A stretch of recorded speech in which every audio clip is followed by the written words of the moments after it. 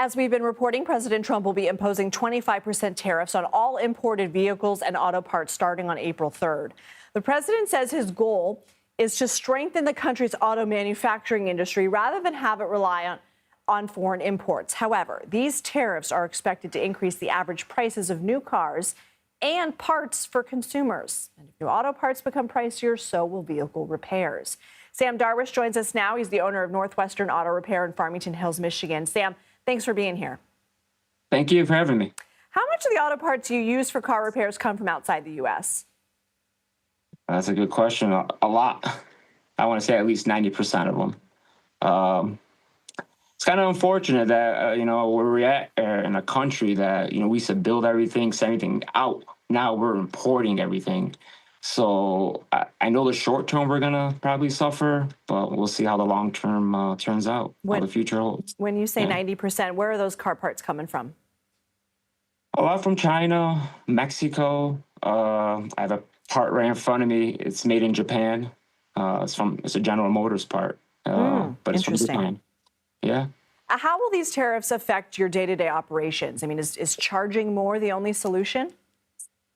And that's the problem. You can only pass so much onto a customer. As a mechanic, our labor rates are a little bit high because cars are more complicated to work on, to diagnose.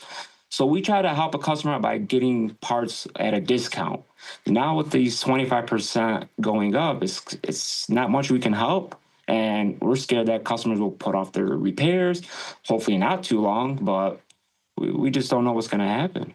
What would the impact of that be, and what are your customers telling you? Right now, so it hasn't kicked in yet, so no one's really said anything, but who knows, I mean, at the end of the day, we're going to have to adjust to it. There's just no way around it. So, and you're going to have to explain it to them, right? Of course. Yeah, I mean, when you get these big repairs, they're maybe $1,000, now you're going to spend another couple $100 on top of it. They might say, I'm going to put it off. I'm going to wait. Well, some people might have no choice. They have to fix their car, but it's just not where we want to be. We want to just fix people's cars, get them on the road, and at a fair price. You mentioned that this might hurt in the short term. Hopefully it'll be better in the long term, but are you worried about your business? Are you worried about being able to survive this? We've been in community for 20 years, so we got some pretty good customers that are really loyal. I'm not too worried. So, but at the end of the day, I mean, what are you going to do? If your car is not running or something is wrong, unfortunately, you're going to have to fix it. It just is what it is. Well, Sam Darwich, thank you for being here, and keep us posted on how you're doing, okay?